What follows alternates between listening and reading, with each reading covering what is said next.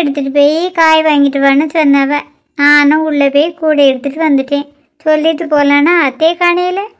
ஒரு வேளை வெளியில் நின்னாலும் நிற்பாவ. சொல்லிட்டு போவோம். அண்ணி கடைக்கே கிளம்புதியே? சோனி எப்போ வந்த? நான் வந்தது இருக்கட்டும், நீங்கள் நான் கேட்டதுக்கு பதிலே சொல்லலை. கடைக்கு கிளம்பல, ஒருத்தங்க வீட்டில் போய் காய் வாங்கிறதுக்கு போகிறேன். அண்ணி வரதுக்கு ரொம்ப நேரம்னோ? ஒரு 2 தெரு தள்ளி தான் அந்த வீடு இருக்கு. ரொம்பலாம் நேரம் ஆகுது. சுருக்கா வந்துடுவேன். உனக்கு குடிக்கிறதுக்கு ஏதாவது வேணுமா? குடிக்கிறதுக்கு ஒன்றும் போட்டு தரேன்டா அண்ணி. எனக்கு தேவைன்னா நானே போட்டு குடிச்சிடுவேன். நீங்கள் காய் வாங்கிட்டு எவ்வளோ சீக்கிரம் வர முடியுமோ அவ்வளோ சீக்கிரம் வந்துடுங்க. சரி சோனி, நான் சுருக்கா காயெல்லாம் வாங்கிட்டு வந்துடுறேன். அது வரைக்கும் நீ உங்கள் பெரியம்மாட்ட பேசிடுரு. அண்ணி அப்போ நீங்கள் என்ன இப்போ உடனே விட்டு விட்டு போக சொல்லுறியா? அப்படி தானே?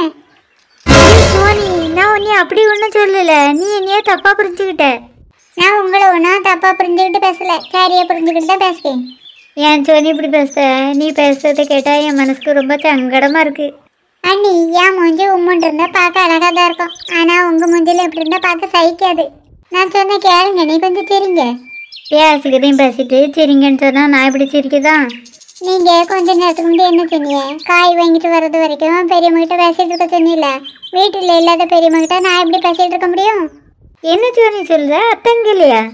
கொஞ்ச நேரத்துக்கு முந்தி தான் என்னையே கூட எடுத்துகிட்டு வர சொன்னவன். நான் உள்ளே போய் எடுத்துகிட்டு வர்றதுக்குள்ளே என்கிட்ட சொல்லாமல் எங்கே பண்ணவன்? நான் என்ன நடந்துங்கிறத விலாவரியா சொல்லுங்க, கொஞ்சம் பொறுமையே கேளுங்க.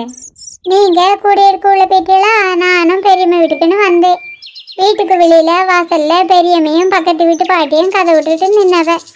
அந்த நேரம் பார்த்து பெரியம்மாவுக்கு காலாக்கிட்ட இருந்து ஃபோன் வந்துச்சு. அப்போ அத்தை காலாக்கிட்ட ஃபோன் பேசிட்டு வெளியிலே நிற்கவ. இதை தான் அண்ணி நான் முதல்ல சொன்னேன், கொஞ்சம் பொறுமையே கேளுங்கன்னு. அமைதியே கேளுங்க, நான் முழுசும் சொல்லி முடிக்கேன். சரி சரி சொல்லு, கேட்கேன். காலா சூப்பர் மார்க்கெட்டுக்கு வந்திருக்காளாம். ஜாமான்லாம் அங்கே இருப்பா போலுக்கு. அதுக்கு தான் பைசா கொண்டு வர சொல்லி பெரியம்மாட்ட சொன்னான். அதான் கொண்டுட்டு போயிருக்காவ. அப்போ அத்தை வந்த பிறவே காய் வாங்க போட்டா? பெரியம்மா என்கிட்ட சொல்லிட்டு தான் போனவன், நீங்கள் காய் வாங்கிட்டு வந்து சமைக்கணுமா? நீங்கள் வரது வரைக்கும் நீ இங்கேயே இருக்க சொல்லிட்டு போயிருக்காவ. நீ ஒத்தையில் இருந்துருவியா? நான் என்ன பச்சை பிள்ளையா பயந்து நடந்துருக்கு? நீங்கள் தைரியமாக போயிட்டாங்க. நீங்கள் வரது வரைக்கும் இருக்கதே இருக்க ஃபோனு, அதை பார்த்துக்கிட்டே இருப்பேன். சரி சோனி, போயிட்டாரே. போயிட்டு வாங்க. நீ வர பாதியில் கடையில் எனக்கு மறக்காமல் ஒரு லாலிபாப் மட்டும் வாங்கிட்டு வந்துருங்க.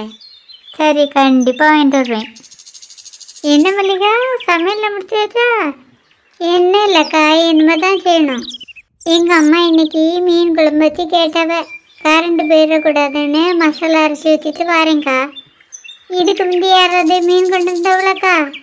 நான் சரியாக கவனிக்கலையே மல்லிகா. இன்னைக்கு காலையில் 5 மணிக்கு எழுந்திரிச்சேன். அதுலேருந்து ஒரே வேலை பார்த்துக்க. மழை பெய்யும், லீவ் விடாமனு இந்த மகி ஆகாசம் வேற. காலையில் எழுந்திரிச்ச நேரத்துலேருந்தே டிவியை போட்டு பார்த்துக்கிட்டே இருந்துட்டாவ. லீவ் இல்லைன்னு தெரிஞ்ச பிறகு தான் 2 பேரும் பள்ளியிடத்துக்கு கிளம்பி ஆரம்பிச்சிருக்காவ. 2 பேர்த்தையும் பள்ளியிடத்துக்கு கிளப்பி விடுறதுக்குள்ளே நான் படாத பாடுபட்டு போனேன். அதுக்கு பிறகு சொல்லியாச்சுன்னு கை காலெல்லாம் ஒரே வலி. அந்த ஆளை உட்காந்து ஃபோனை பார்த்தேன்னா அப்படியே நேரம் போயிட்டு. இப்போ தான் என் தங்கச்சி வர்றதா ஃபோன் பண்ணான். அதான் எந்திரிச்சு வெளியில் வந்தேன். ஆனால் என் தங்கச்சி வர மல்லிகா, அவகிட்ட கேட்டால் தெரியும் யாராவது மீன் கொண்டு வந்தாவளா இல்லையான்னு. பக்கத்தில் வரட்டும், கேட்போம். என்ன மல்லிகா, சமையலாச்சா? இனிமேதாக்கா செய்யணும். இன்னைக்கு யாராவது மீன் கொண்டு வந்தவளா? யாரும் கொண்டு வந்த மாதிரி இல்லையக்கா. ஊரெல்லாம் புயலுன்னு சொல்கிறவ, வேற எங்கேருந்து மீன் வரும்? உமா, ஊரெல்லாம் புயல்னாலும் நம்ம ஊரில் தான் ஒரு சொட்டு மழையை தான் காணையிலையே. மழையை காணையிலன்னு சொல்லிட்டு கையில் கொடையை தூக்கிட்டு வந்திருக்கேன். நான் எனக்கு இதெல்லாம் விரும்பியாக கொண்டு வந்தேன். எல்லாம் எங்கள் மாமியார் பார்த்த வேலை. வெளியிலனா கொடை இல்லாமல் வந்த அன்னைக்கு மழையில் நினைஞ்சு போயிடுவேண்ணா. உடம்பு சரியில்லாமல் போயிடுவேண்ணா. அதனால கையோடு கொடையை தந்தே விட்டுட்டாவ. மழையில் நினைறதுக்கு முதல்ல மழை வரணும். இங்கே தான் ஒரு துளியும் காணுமே. கொடையை கண்டாலே மழை ஓடிடுறேன்னு எங்கள் மாமியார்கிட்ட சொன்ன கேட்க வச்சுது. இந்த மாமியார் மரெல்லாம் திருத்தே முடியலை. ஏன் தான் இப்படி இருக்காவளோ? அவைய ஓன் நன்மைக்கு தானே சொல்லுதாவ. அப்புறம் ஏக்கோ, யாருக்கு மீன் வேணும்? எனக்கு தான் மீன் வேணும். ஒரு மணி நேரத்துக்கு முன்னாடி இந்த பூர்ணி கிழவி இருக்கலாக்கா, பூர்ணி கிழவி, அதுதான் எங்கள் வீட்டுக்கு முன்னாடி மீன் விற்றுட்டு போச்சு. இப்போ அந்த கிழவி வீட்டுக்கு போனால் மீன் வாங்கிடலாம். அந்த பாட்டி வீடு எங்கே இருக்கு? மல்லிகா, நீ அந்த பாட்டிக்கிட்டே மீன் வாங்க போகிற? ஆமாக்கா, அவியக்கிட்ட தான் வாங்கணும். வேற யாருந்தான் கொண்டு வந்த மாதிரி தெரியல. சரியா போச்சுப்போ. நீ அந்த பாட்டிக்கிட்ட மீன் வாங்கி குழம்பு வைக்கிறதுக்கு நீ அரைச்சி வச்சுருக்க மசாலாவை வெறும் ஈரங்காயத்தை வெட்டி போட்டு தாளித்து வச்சாலே சூப்பராக இருக்கும். அப்போ அந்த பாட்டி கொண்டு வந்திருக்கிற மீன் நல்லா இருக்காதோ? அந்த பாட்டி கொண்டு வர மீன் எல்லாமே உளுமி போயிருக்கும். அப்படி இல்லைன்னா கருவாடு மாதிரி இருக்கும். உனக்கு கருவாட்டு குழம்பு வைக்கணும்னு ஆசை இருந்துச்சுன்னா அந்த பாட்டி வீட்டில் போய் வாங்கி குழம்பு வை. கருவாட்டு குழம்பு எங்கள் அம்மா சாப்பிடக்கூடாதுக்கா. வேறு யாராவது மீன் கொண்டு வர்றாங்களான்னு பார்க்கேன். அப்படி இல்லைன்னா வீட்டில் உள்ள உருளைக்கிழங்கு போட்டு குழம்பு வச்சிடுறேன். இங்கே இவ்வளோ வீடு இருக்குது, இதில் யார் வீட்டில் காய் கிடைக்குன்னு தெரியலையே. இங்கே காய் விற்கிறவிய வீடு எதுக்கா? என்ன செல்வி, எப்படி இருக்க? நல்லா இருக்கியா? நல்லா இருக்கேன்க்கா, நீங்கள் எப்படி இருக்கிய? நல்லா இருக்கோம். உன்னைய பார்த்து எவ்வளோ நாளாச்சு. நீங்கள் தான் முந்திய மாதிரி கவிதா வீட்டு பக்கம் அடிக்கடி வர்றதே கிடையாது. இப்போ உங்கள் தங்கச்சிக்கு இது சொந்த தரப்புலையா? சீலாவுக்கு நாத்தனார் கவிதான்னு ஒரு பிள்ளை உண்டு. அந்த பிள்ளைக்கு மாமியார் வீட்டுக்கு பக்கத்து வீட்டு பிள்ளை. நீங்கள் எப்படி இருக்கீக்கா? நானும் நல்லா இருக்கேன். கூடி கொண்டு வந்திருக்கியே, என்ன காரணம்?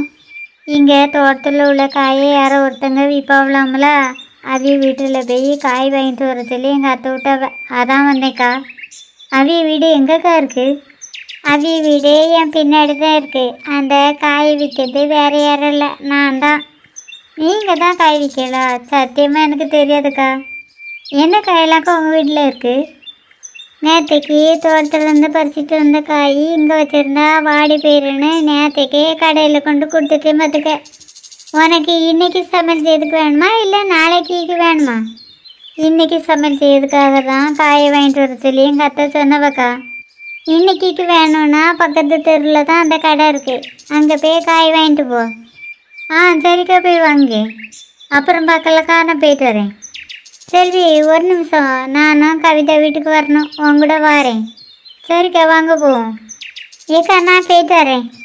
இப்போ தானே வந்தால் உடனே கிளம்புங்க. கவிதாவில் பார்த்து ரொம்ப நாளாச்சுக்கா. போய் பார்த்துட்டு அப்புறமா உங்கள் வீட்டுக்கு வரேன். சரி போயிட்டு வா. ஏக்கா, நானும் போயிட்டு வரேன். சரி சின்ன பொண்ணு, போயிட்டு வா. அவளை பார்த்துட்டு கண்டிப்பாக இங்கே வரணும். கண்டிப்பாக வருவேன்க்கா. எல்லாரும் போயிட்டு வரேன்னு சொன்னவன். இந்த உமா மட்டும் ஏக்கா உங்ககிட்ட போயிட்டு வரேன்னு சொல்லலை? அவளை பற்றி உனக்கு தெரியாது. அவள் சரியான திமிரு பிடிச்சவா, ஒரு நாளும் சொல்லிகிட்டே போக மாட்டான். சரிக்கோ, மீன் வர்றது மாதிரியே தெரியல.